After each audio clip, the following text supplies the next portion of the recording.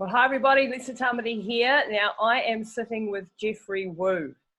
Geoffrey, good morning, how are you? Good morning. I know you're dialing from New Zealand and it's still morning in San Francisco, California, so a proper good morning. It is, but you're living in the past, so you're about 20-something hours behind us, 21 hours behind us. So I always find that quite weird, but it's very, very cool that technology allows us to connect. And now, Geoffrey is an amazing man. For you listeners out there who don't know Geoffrey, you soon will do. I'd love you to go into a little bit of your background, Geoffrey. You've had an incredible start in life. You were a Stanford computer scientist, but he's gone in a completely different direction. But you've also had a startup company that you've sold on to a public company, I believe.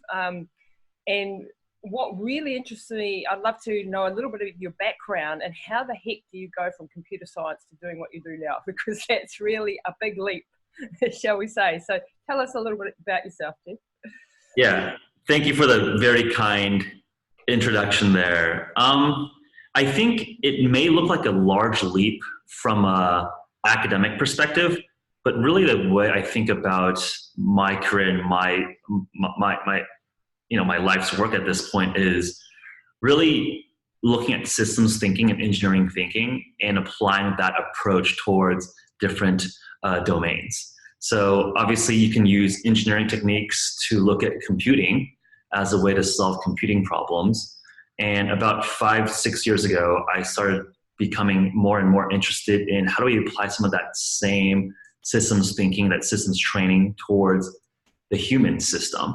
Right. And I think that in one way you can look at health and wellness and the performance, kind of the medical sports physiology space as obviously quite quantitative, but I would say that it's relatively bottoms or maybe like tops down in terms of trying to find an approach. And I think from an engineering perspective, how do we really develop a first principles approach to really understand the quantitative approach, how to optimize these outcomes. Mm-hmm. So to me, a little bit about like the sort of the personal journey is that I realized that a lot of my smartest friends in Silicon Valley were applying their big brains to making robots better, making AI better. Essentially that might be a nice way to put it, but most people in Silicon Valley are helping people click more ads, right? Like they are essentially optimizing and targeting people based on their previous experiences. How do I drive traffic and drive dollars? And I was in that industry and had a mobile app company, sold that company to Groupon. And that gave me a little bit of perhaps the luxury to just think about what I really wanted to think about and work on. And I thought that human performance was just the next frontier.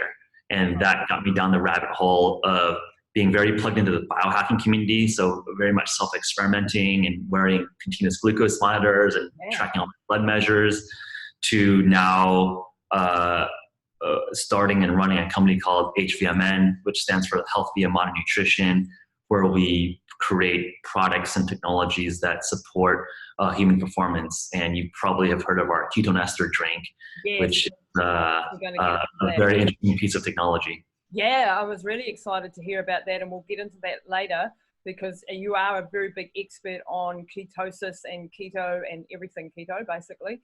And I just find it, really fascinating. Was there a personal health crisis or someone in the family or anything that you decided you wanted to go into the space, or it was just purely I want to optimize my performance and the performance of people in general? Yeah, actually the latter. And I know that many people in the community, I've talked to literally thousands of people in the broader community. I feel like most people make very drastic life changes when there is a crisis, there's a health crisis. And I have to admit, I was just fortunately in a very different space where I was just healthy and I was wondering, can I even be any better? So it's very focused on the optimization perspective. But now in retrospect, I think it's very much the same problem. Yep. We're all on this spectrum of being sick or being in a deficient state, and we all want to move in the other direction to be better. And our starting location on this spectrum can be a little bit different, right? Some are healthier than others, some are more deficient than others, but we all want to move in the same vector of being better.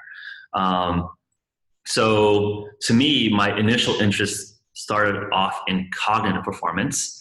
And that was just essentially based on this notion that humanity has become more and more focused on cognitive output as a way to create our livelihoods, whereas 2,000 years ago, our physical output was our primary mode to create a living. And my interest there was that, especially in this new economy, there's a very much interesting sort of winner-take-all dynamic. If you can eke out a few more % of cognitive performance or creativity, that has a disproportionate leverage in terms of the outcome that you get, both economically as well as amongst competition. So my initial interest was focused on cognitive performance, and as I started more and more nootropics, it became kind of this rabbit hole of diving deeply into metabolism.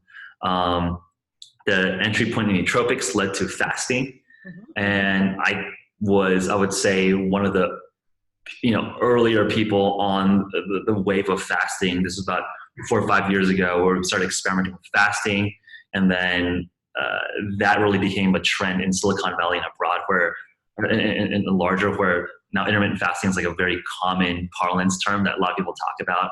It was very interesting that 4 or 5 years ago, if you Google fasting, people thought, I literally thought I was going to die if I didn't eat in 24 hours. Maybe not that drastically, but it was just like, oh, like not eating for a few days, that seems kind of insane. Is that even possible? But intermittent fasting led to ketogenic diet, and it became like, because as you look at the mechanism of why fasting works, fasting basically depletes your glycogen or glucose reserves, and it forces your body to convert fat into ketones.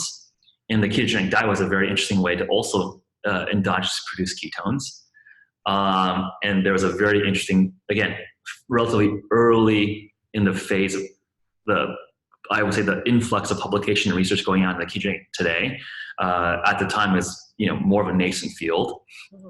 And then as I was looking at the ketogenic diet, that got me interested in things like ketone esters or other exogenous ketones. How can you exogenously induce a very rapid, deep state of ketosis? Yeah. So in some sense, it was just like a very crazy journey from being a Stanford computer scientist and a software entrepreneur to now being in the human performance space. But if you just look at the 5-6 year journey of looking at the problems that I was interested in, and then just pursuing and digging and researching and going deeper and deeper down the rabbit hole, it kind of all makes sense in retrospect. And I think that's kind of the fun journey of life. I mean, I don't know if you thought that you would have a podcast 5 years ago, right? And just like same with me, like I didn't know I was going to have conversations with people around the world about health and human performance, and work with world champion athletes. Yeah. But that's the thing, really, when I have a bit of time to reflect, that's just really the beauty of life. You got to enjoy the journey that we all are embark on. Absolutely, and I think I'm the same. I've gone from being an athlete to now specializing in brain rehabilitation and writing books and doing podcasts and I don't think we should limit ourselves to because we learned something at university or at school and that's it for us for life. I think that's the beauty of the time that we live in, that we can go like this, and that makes for a richer experience, and you bring a completely different lens to the health side of it that I don't have, that your amazing brain that you've brought to from being in computer science, and then applying that sort of modeling to the human body. And I've heard a few people obviously along these lines say that there are so much similarities, and I think there are, and it's exciting to think of it in that way. So go into the ketosis and the keto diet, because this is something that's very, very interesting for many of my listeners for sure. So I come from, an extreme endurance background where you're doing like mega long races. And when I started out, it was all, you had to be having calories and carbs all the time.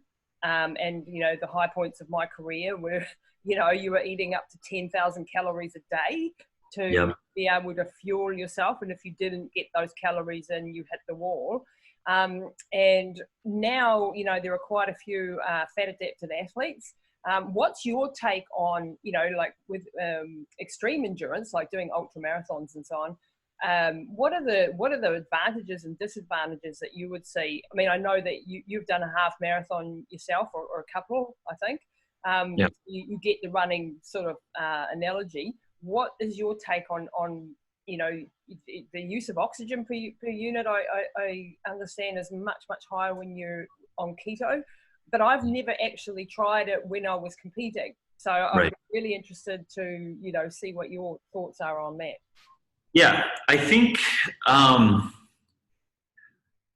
it's nuanced, and I would say I don't think it needs to be overly complicated. So the way I think about it is that there's perhaps, I would say, two categories of athletes.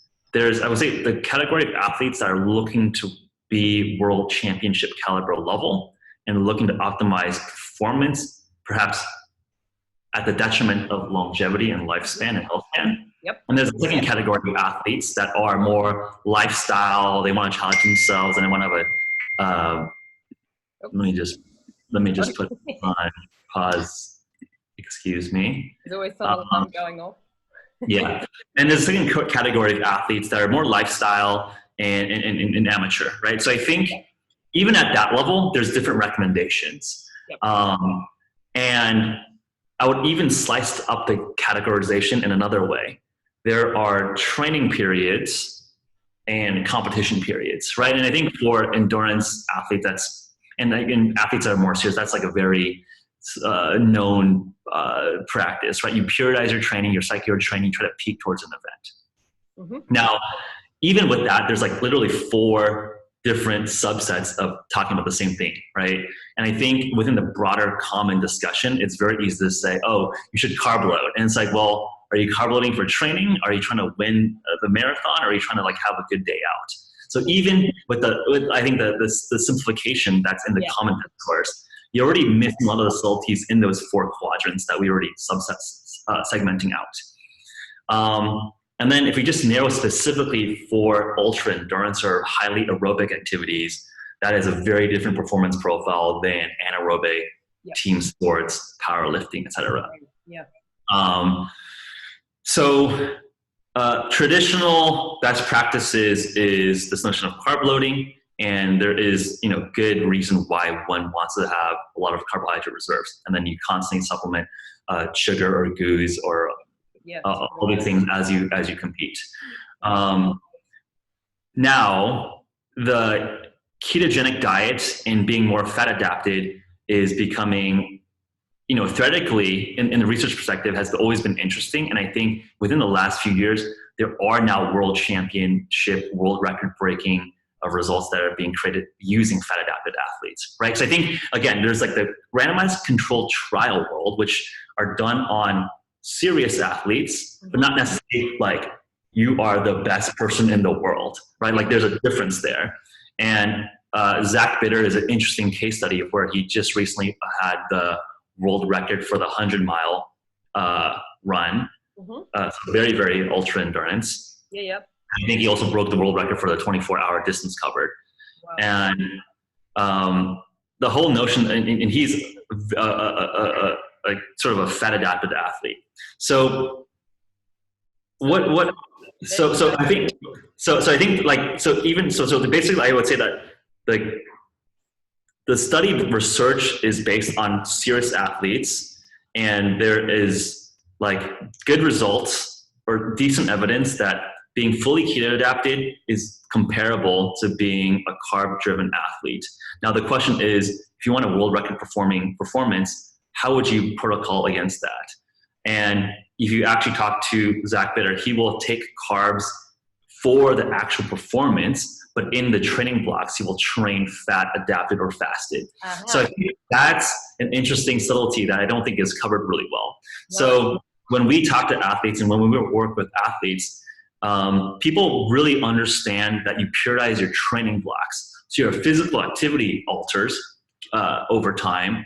And I think what will be an emerging trend is that you will cycle your nutrition along with your training blocks to optimize the peak for a certain performance. I think that is being implemented at the very, very top levels, and I think that will translate to lower tiers of the sport as well.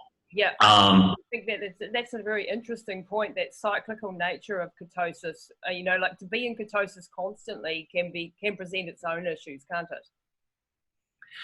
Yeah, I mean, there's no reason to think that it is necessarily bad, but there has been interesting research coming out of the Buck Institute showing that a cyclical ketogenic diet has similar health span impact than on permanent ketogenic diet on an animal, on a mouse model, on a rat model, or rodent model.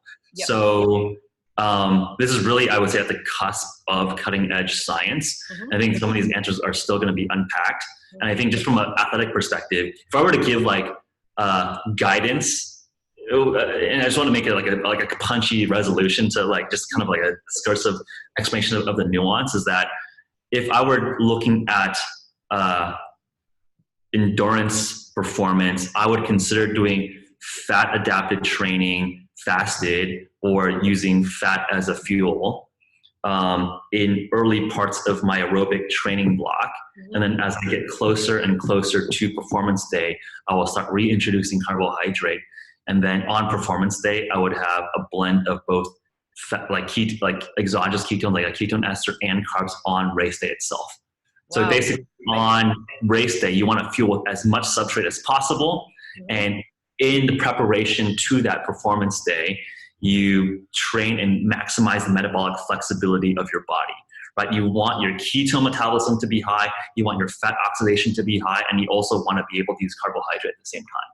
Okay, so metabolic flexibility, can you explain to the listeners a little bit what is that? Like, so how hard is it to become fat adapted, and what is the power with your ketone ester that your company produces compared to an MCT oil? Oh, sorry, this is a two-part question, but or your normal sort of exogenous ketones, compared to the level of a ketone ester, and then Yeah, so I'll answer the first part around metabolic flexibility. I think that's definitely one of the buzzwords being thrown around in the community at this point. And it's really a simple concept in the sense that it's your body's ability to metabolize, which means like use as energy, the different macronutrients or substrates that exist. So what are macronutrients? They're simply just foodstuffs that have calories in them, right? Like carbs have some calorie count, fat has some calorie value, and protein has some calorie value. Something like vitamin D or caffeine, they're like micronutrients. They don't have calorie sources, but they support metabolism. Or, caffeine is not really a micronutrient. It blocks adenosine, so you feel less tired, right? But it's like, people talk about it as like an energy. It's not necessarily an actual calorie substance. It's just like tricks your brain into feeling less tired. So what is metabolic flexibility? Well, especially in a standard Western diet context, we eat a lot of carbs. Yeah. So that essentially trains your body to be really good at using carbs as a fuel substrate. So all the enzymes that relate to glucose metabolism are upregulated, and your body isn't really using the metabolic pathways to process fat or ketones, then it's down. Those pathways are downregulated. So if you actually look at like fat oxidation rates, you can actually measure this in people. People that are less metabolically flexible will burn less fat at stasis versus someone that is more metabolically flexible. Wow, another reason to trial the cycling at least into ketosis. Right. So you can do what's called like respiratory quotient test. So you can breathe. You breathe in and out, and you measure the ratio of CO2 and O2 as you ramp up intensity. And people that are quite metabolically efficient and quite fit can burn fat to a very, very high level, whereas people that are less metabolically flexible and not very fit, they instantly turn into using anaerobic or glucose as energy, as opposed to being able to use fat as energy. Yeah. So when we say metabolic flexibility, it's the ability for your body to use and burn all these different substrates at the same time. And I think that touches upon like so much other sort of cascading into, like, you can talk about insulin resistance, Yeah. Insulin is a storage hormone, and it really just touches this whole span of how metabolism works. But I think just in the context of this specific topic, it's just essentially like the notion that you can switch fuel sources relatively efficiently. So if I'm going to go on a keto diet, a lot of people have, the keto flu, and then they give up because it's pretty horrible. Does something like ketone ester, that the product you have, or even exogenous ketones of any form, speed you up to get you into ketosis, and does it help you avoid the keto flu or not? Yeah, so this is actually a good bridge. I didn't answer the second part of your question, which is like, what is the difference between other exogenous ketones? And I think this is like a nice segue or transition. So when people go through the keto flu, that's essentially a sign of metabolic inflexibility. So why is that? Well, when you suddenly cut off your carbohydrate intake, again, your body is used to using carbohydrates as a fuel substrate. So when your body runs out of carbs, it's like, it's in an energy deficit. It's like, oh, I'm really hungry. Like, we're not getting enough fuel. And what's happening there is that your body isn't as efficient at converting fats and oxidizing fat and mobilizing fat and mobilizing and turning that fat into ketones. So there's this deficit period where you have low carbohydrate, low glucose, and you have low ketones at the same time. So essentially you have low energy substrate available in your system. So you feel tired, you feel bad, you feel cranky. So the idea is, if you are metabolically flexible, so like, I've done a lot of fasting, I eat fairly low carb, and I will do cyclical blocks of keto, I can generate ketones relatively quickly. So I don't really get, I like the adaptation period for me is like quite quick. And now the question is, can you use exogenous ketones to help bridge that energy gap? Well, essentially that's been one of the popular use cases of exogenous ketones, right? I would say the nuance is that it doesn't increase the ability for your body to produce its own ketones, but it's this actually nice gap where you have low glucose, your body is still trying to ramp up ketone production, but if you just give you some support of having like a source of energy that's not carbohydrate in the interim, that makes that transition period a little bit smoother. So that would be the application of exogenous ketones. Now, let's answer the initial question. What are exogenous ketones? What are the types? What's interesting about ketone ester? Let's define what ketones are in the first place. Well, ketones are what I consider a fourth macronutrient. And the interesting thesis there is that, well, you have fat, protein, carbohydrate, they have calories, and they're a metabolic substrate. Well, ketones have the same exact profile. It matches the definition. It has calories, and it is a fuel for metabolism. But you can't really, it's not found in high levels in normal food. So people have been trying to synthesize exogenous ketones that you can consume and eat directly. So you can kind of create like a new food group here. You asked about MCT oils. What are they? MCT, medium chain triglycerides, are fatty acids that readily convert into ketones. So it's a fat, but it's a relatively efficient fat that converts into through your liver through ketogenesis into ketones. Caprylic acid, or C8, is the most efficient fatty acid that converts into beta hydroxybutyrate. It's 8 carbon length chain, and then if you look at BHB, it's 4 carbon. So it's like a very nice sized fatty acid that readily converts into BHB. So what is BHB? Well, what is ketones? Well, ketones describe this fourth macronutrient, and the main form of a ketone is this specific molecule called BHB, or beta hydroxybutyrate. We'll just nickname it BHB, so it's not quite a mouthful. Now, if BHB is the end ketone that you want, can you deliver that in a food form? And that's where you have things like ketone esters or ketone salts that you might have seen. So these are just different formulations or different ways to deliver beta hydroxybutyrate in a consumable form. The very cool thing about ketone esters, however, is that it's a very highly efficient way to deliver a lot of ketones without any GI issues that are typically associated with ketone salts. So if you actually look at the space, I would say there's things like MCT oils, that's, that has its place, it's valuable, right? It's like a nice form of fat that converts readily into ketones, but it's not an exogenous ketone, right? It's not eating beta hydroxybutyrate directly. And then when you look at exogenous ketones, there's primarily ketone salts and then ketone esters. And what ketone salts are is essentially beta hydroxybutyrate bound to minerals like sodium, potassium, calcium, magnesium. So oftentimes you look at a label of a ketone salt, it's like a ton of minerals. It's like 100% of your recommended daily allowance of salt in a small drink. So that can and I think, there's arguments whether people need more salt anyways. I think that's, a different rabbit hole. But regardless, I think from a performance perspective, there's often GI issues when you have so much salt so quickly. And that is a real concern from a performance perspective. Ketone esters, it's bound to ketone precursors. So it's just a lot more pure way to deliver ketones in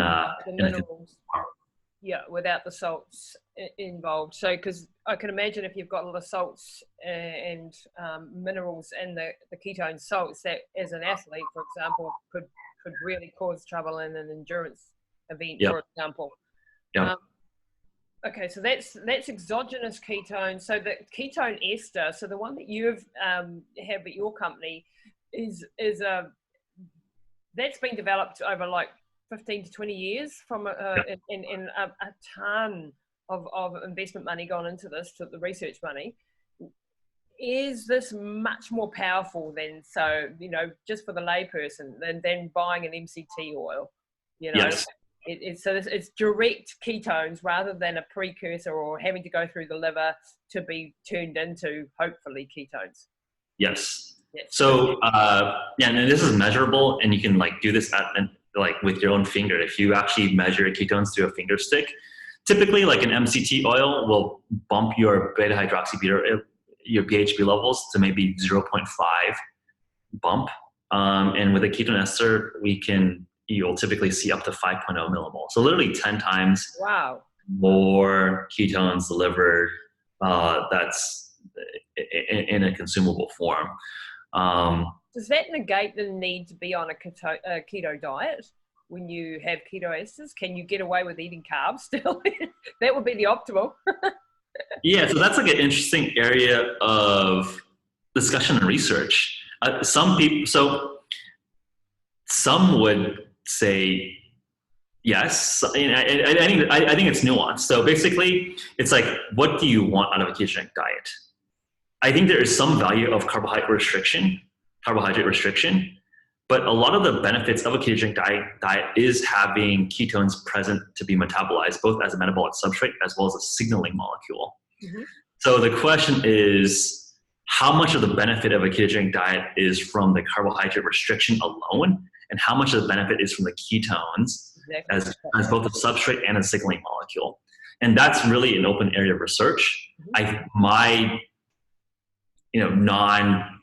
have no data to support either direction, is that there's some subset of the value that's delivered by fasting or ketogenic diets that comes directly from ketones themselves. So can you get most of the benefit of a ketogenic diet or fasting through exogenous ketone? I think so. That would be the That would be the hypothesis. So that would be interesting to see how that research unfolds in the next year or two.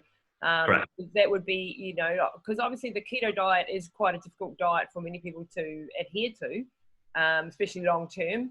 And what about the whole triglycerides problem?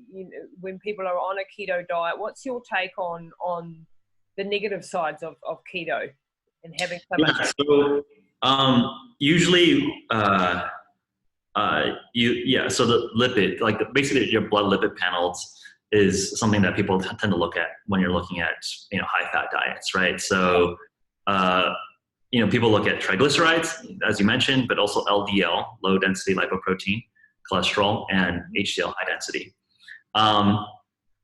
So the typical concern is that if you eat such a high-fat diet, your LDL cholesterol will go up a lot. And that could be a reasonable concern. So there's some interesting data that perhaps suggests that if you look at LDL alone, it's not really a great predictor of cardiovascular disease risk. You should really look at the triad of LDL, HDL, triglycerides all together. So typically in a well-formulated ketogenic diet, you may see an elevation of LDL, but you see high HDL and low triglycerides. Mm-hmm. And then the question is, and again, I don't want to be giving medical advice, I'm not a medical doctor, but there is an interesting stream of research going on now where if you look at a cohort of people with high LDL, which may be bad, but high HDL and low triglycerides, the association with cardiovascular disease risk disappears. Yep. So the question is then, is LDL alone a great predictor of cardiovascular disease risk? And I think that's, again, an open area of research. I think, again, from a systems thinking perspective, you need to look at the whole system. It's kind of arbitrary to just choose one thing and be like, okay, you have one thing here, like that's going to give you a disease. And well, it's like, yes, that might be associationally correlated, but we need to understand the full system. Yep. And that's where I think there's a lot of interesting research. Yeah. And it would make sense to me that, you do need to look at the ratios of things. Like you say, it's looking at the whole system of things. And, the old way of thinking that cholesterol was bad for you, period, is really not correct. I think, now we've moved on from that sort of idea that isn't the way to yeah, I think it's just like complicated and like very nuanced. And I think people want that headline. I mean, how many times have you seen eggs are good or eggs are bad? Yeah. I've seen it's literally like it flip-flops every single day. Yeah. And I think it just shows you that nutrition is very complicated. People have different genetic baselines. People respond to food differently. Yes. And to me, I don't want to be overly prescriptive on everyone should eat X certain way. Yeah. Like, again, for me as an engineer and me as someone that likes self-experimentation, you should really measure the responses yourself. When I see my own glucose numbers and I see my own blood lipid profile, when I do these different types of diets, I know what works for me, N equals 1. And that ultimately is what matters. Like, it doesn't matter what the randomized controlled trial says for a population of white men that are aged 25 through 30 in a US college, right? And that's oftentimes everyone's been tested. And that's oftentimes the people that are being studied, right? Like, I think there's a reasonable critique on the selection sample of what all the science is done on, right? Most clinical trials are not done in women. No. Not and then African. And it's like, okay, like again, like it's very hard to run science. I understand why people want to like reduce the variables, but I think it's like you take the mechanisms that you can derive from the literature and then confirm it with yourself. And I think that's ultimately, that tandem of the general literature and then how does it actually apply to you as N equals 1. And this goes a nice segue into your stance as an advocate for smart regulation for human enhancement and our ability to take control of our own, like a lot of biohackers now around the planet, and I include myself in this, that we believe that we have the right to control our own bodies. And I'm not prepared to give up my control over my own health to the local doctor at all. And I think it's important that we start to take some responsibility, because we've also had in our culture and in our society the opinion that the doctor knows everything and I don't have a right to question, to experiment, to understand. And I mentioned to you before the journey I've been on with my mum, and I've had my own health journeys where things have gone pear-shaped, how we say. And I from those experiences, I now want to be as much in control as I possibly can be. Obviously, I don't have access to everything I would love to have access to, but I want to have the right to be able to try things on my own body and to be able to experiment and to understand where I sit, and to have people understand that it's their responsibility to take their own health into their own, to do your own research. And we live in a time, don't we, Geoffrey, where we've got access to minds like yours and experiences like yours and the cutting edge science and the latest data. We don't have to settle for, one person's opinion from a local perspective, perhaps, who trained 25 years ago. Yeah. No, I mean, I 100% agree with everything you just stated, and I think you put it quite nicely. But I do want to just, I guess, make caveats. I don't think the healthcare system or specifically the individual clinician is the enemy. No. I think that they're trying to do their best, but the incentives are, I would say, like, I don't think anyone is excited about the healthcare system status quo. No. But I think the underlying point, and so I think, like, I've talked to a lot of doctors, and I think everyone is trying to do their best. I don't think anyone is like a individual bad actor here. No. But I think the point that really the underlying point is that people should be self-empowered to take agency of their own health and happiness. I think that's really the most important point, because you care about your own health more than anyone else. Yeah. I mean, it's just like, yeah, your doctor like cares about you, but he has his own problem. She might have family issues or a husband and 100 other patients to worry about. Yeah. And that's fine. I mean, it's just life. But you are living with your body. You are living with your own health. And just like you wouldn't necessarily do a business deal or buy a house or buy a car without research, why would you not take that same level of research to important medical procedures or lifestyle choices for your own health? And so that, to me, it's just not even like challenging the healthcare system. It's just like, look, you care about your health the most. You have the biggest stake in your own health. Yeah. Oftentimes we're just asked to just be passive in our own health. And that seems so backwards, given that you spent like 20 hours online searching the latest launch of a computer gadget. Yeah. But you're gonna change your lifestyle, change your nutrition, take medication, and you're just like taking it.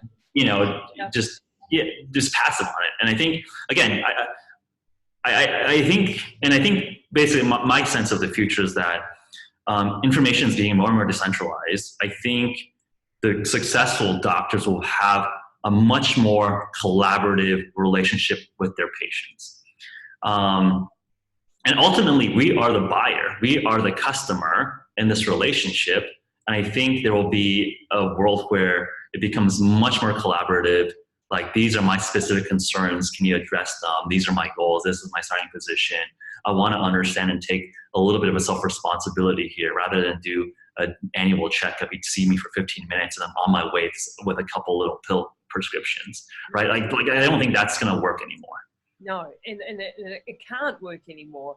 And what you're also on the cutting edge. You're in Silicon Valley. You see a lot of the biotech stuff that's coming in the future.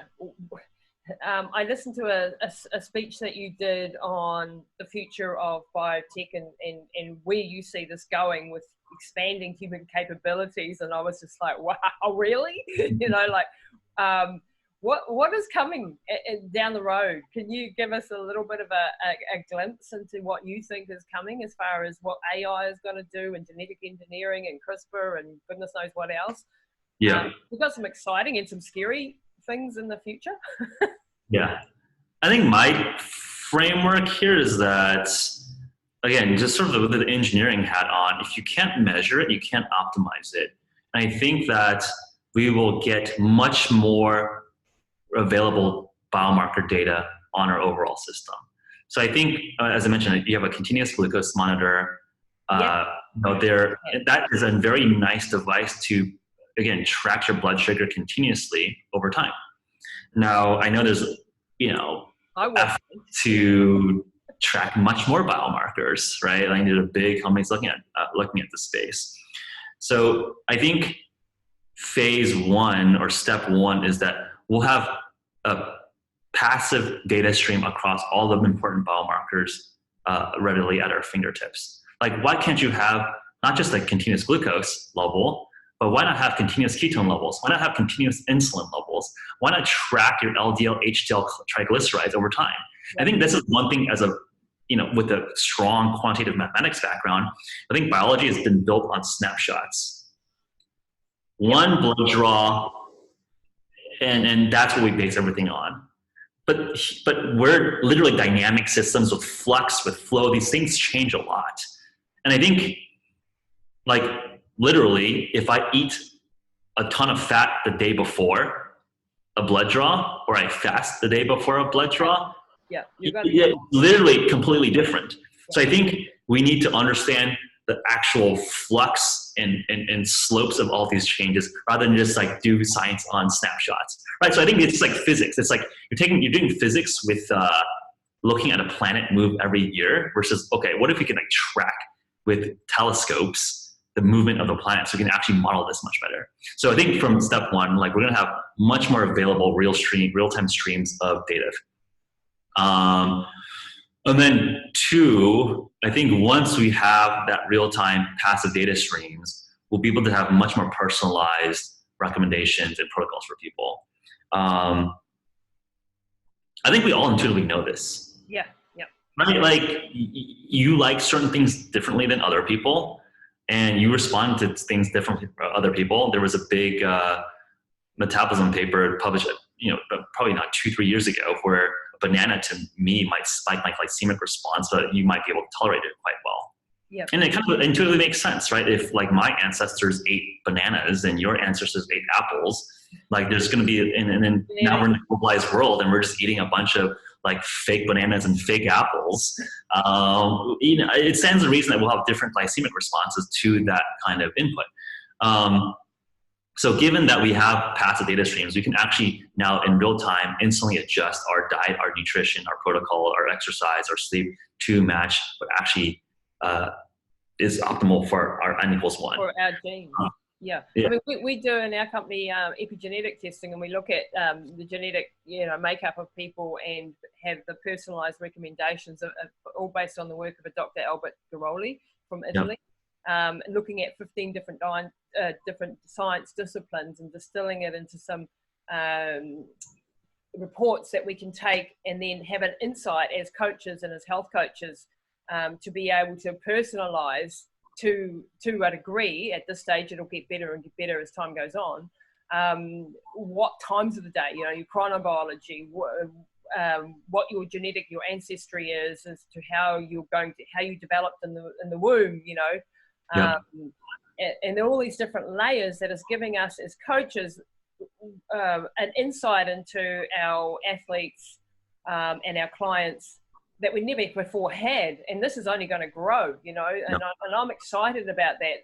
Firstly, as a coach, because we're seeing much better results now, where you train two athletes with the same diet and the same training, and one will get massive results and the other one doesn't, and you're like, why are you lying to us? You're not doing the stuff, and it's actually no, they just responding different to this. Yeah. I'm really excited about all the tracking stuff. I'd love to get a constant glucose monitor. I think you're exactly right. I feel like oftentimes when you talk to doctors, they like don't believe their patients. Yes. Like you hear anecdotes where it's like you literally try to follow a protocol, it's like not working. They're like, oh, you're lying. It's like that's where I think we need to re-establish the doctor-patient relationship a little bit. Where again, like, it's not to say that doctors are not trying to do their best. I think it's like what I would say what I would do is that let's just empower ourselves and learn more so we can have a productive conversation with our primary practitioner. And then it's just like kind of like, what I see coming around the corner is that like you'll have more and more interesting technologies that drive inputs into human performance, right? Like ketone ester, other exogenous ketones are very interesting. It's a new way to deliver substrate into our bodies and signal different things.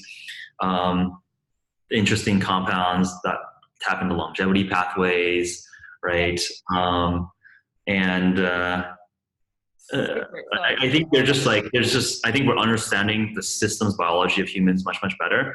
And that gives us an ability to maybe tweak and push certain inputs in a way that maps to a performance profile that we want. And again, like, and that could be different for different people, right? Like maybe if I'm obsessed with, health span, that could be different from, I want to win an Olympic gold medal next year. Definitely. Coming from an athletic background where, I push my mind to the limits, it wasn't about longevity at that stage, you can do a lot of damage as an athlete. You can be fit and unhealthy, which is also people go, but if you're an athlete, you've got to be healthy. Well, actually, no, you can be quite unhealthy but be fit. And now, as getting older and getting a little bit wiser and looking at longevity and wanting to have health span over a longer period of time, have changed my whole approach to the way I train and the way, and I think that's a healthy progression to move into, so that I'm looking at being able to do what I want to at 95 or 105, hopefully, and not be completely broken and burnt out, which I've done in the past and which I see a lot of athletes doing, and having this information provides. I mean, gosh, when I started doing ultra marathons back 25 something years ago, we didn't even know about electrolytes, for crying out loud, and now, of course, we've got a whole lot more things at our fingertips, and we can see the improvements in performance over the last few years with extreme endurance athletes like Zach and that type of thing, and it's only going to, the limits of human performance aren't even reached yet, and that's without tapping into the whole mind side of it. Also another fascinating side. I just wanted to pivot and then I know we're going to wrap up, but you've also gone a pretty deep dive into nootropics, which are brain enhancing supplements and smart drugs and things like that. Having someone in the family with who's had a massive brain injury, I'm very interested to get your take on what some of the great nootropics are for people who maybe have brain injuries, maybe heading towards dementia, Alzheimer's, that sort of thing. I know you're not a medical doctor, but what is your take on some of the exciting compounds or even the ketones for things like dementia and Alzheimer's? What is your take on that? Yeah, I think it's a very busy space in the sense that there's a lot of things that are preferred to have nootropic benefit, but you really need to look and drill down into specific compounds and then judge the evidence of each specific compound on your specific use case, right? So, when we developed our nootropic supplements, we looked at specific compounds that have randomized controlled trials on healthy humans and showing, benefits, statistically significant benefit for those use cases. But oftentimes, things that can improve performance in healthy humans, it's much easier to improve performance in people that are deficient. So when you expand the scope a little bit, the evidence pool gets a little bit even better when you're looking at potentially hoping people that have mild cognitive impairment and trying to prevent decline and move that more towards the positive direction. So obviously, the products that we sell, we think are very, very high quality and have the robust evidence. So we have Rise with Bacopa, which has, quite a, solid amount of evidence around randomized controlled trials at specific doses, boosting long-term memory, et cetera. So that's pretty exciting. And if you actually talk to the principal investigator, who's actually a professor in Const, I believe he's at the University of Swinburne, he's, excited about that class of, compounds, and I believe is still doing active research in that area. Now, I think ketones are also like an interesting area of research in terms of driving cognitive benefit. The mechanism of action there is that glucose crosses the blood-brain barrier, but also so do ketones. And you might have heard of Alzheimer's, nicknamed type 3 diabetes.